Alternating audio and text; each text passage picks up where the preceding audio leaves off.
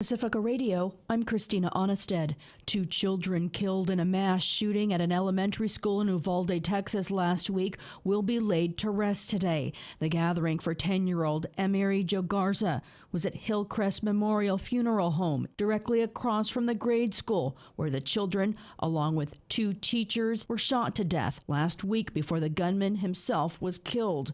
Visitation for another 10-year-old, Mady Rodriguez, is at another funeral home. The community has had to ship in caskets from out of the area due to the small size required for the 19 children killed. This weekend, the Justice Department said it would investigate the police response that's come under immense scrutiny. It came as President Joe Biden visited with grieving families.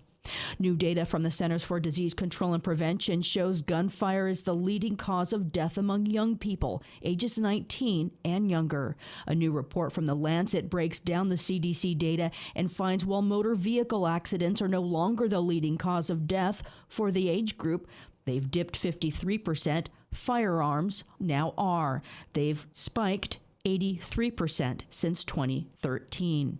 Nadia Ramlagan has more. The Centers for Disease Control and Prevention says gunshots have now surpassed motor vehicle crashes as the leading cause of death for children in the U.S. Mark Folman is the author of Trigger Points, inside of the mission to stop mass shootings in America. He says what's called behavior threat assessment can help communities prevent mass shootings. There are really some big questions here about how we can do better as a society to get in front of this problem when we can see it coming. I'm Nadia Ramlagan for Pacifica Network and Public News Service. Canada's Prime Minister Justin Trudeau's government has introduced legislation that would put a national freeze on importing, buying, or selling handguns.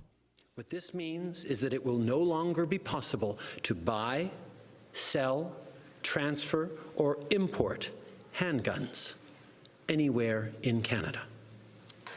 In other words, we're capping the market for handguns. We need less gun violence. We cannot let the guns debate become so polarized that nothing gets done.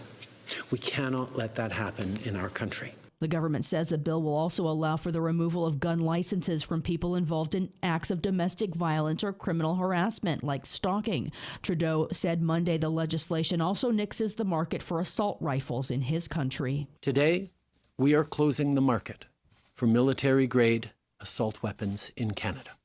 These weapons were designed for one purpose and one purpose only: to kill the largest number of people in the shortest amount of time. Dubbed America's gun of choice, the AR-15 assault rifle has been widely used in mass shootings in the U.S., including the deadly shooting in Uvalde, Texas, and in Buffalo, New York, the week prior, where a white supremacist gunman live-streamed a mass shooting of 10 African Americans at a grocery store.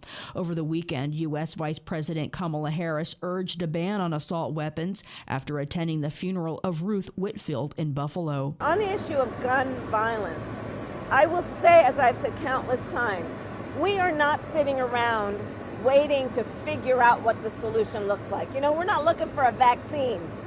We know what works on this. It includes, let's have an assault weapons ban. You know what an assault weapon is?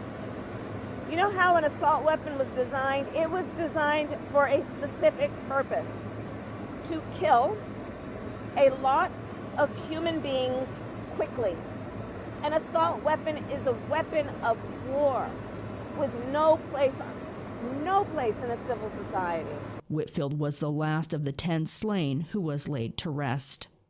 Investigators of Russian war crimes are meeting in The Hague amidst ongoing calls for those responsible for atrocities to be brought to justice. Today's meeting between members of a joint investigation team and the International Criminal Court prosecutor Karim Khan comes as Russian forces continue to pound Ukrainian towns. Simon Marks has more. The Russians have been making substantial progress over the last week, advancing President Putin's aim of annexing the region and putting it under Russian Russian control. Fierce fighting has been continuing, particularly around the city of Severodonetsk, so fierce that over the weekend Ukrainian commanders warned that their forces might have to withdraw. Russian forces have been pushed back from Kiev and the second largest city of Kharkiv, so the Kremlin's focus on eastern Ukraine is now intensifying. And reporter Liz Cookman in Dnipro says civilians are paying the price. Basically, Russia now occupies 95% of the Luhansk region, and they're trying to take the last two cities. Many of the people left behind are actually elderly or disabled. They're people who don't have the mobility or the money to leave to go elsewhere. And so it's very difficult. There are a lot of missions to try and evacuate people. Often a lot of it falls on the shoulders of individuals, although some NGOs are trying to help. But many of the people coming out, some of them are being able to flee, but they've spent months in basements. They're already many of them fairly old. It's been very, very traumatic for them. I'm Simon Marks. European Union leaders have passed a ban on most Russian oil imports. I'm Christina Onnested, reporting for Pacifica Radio.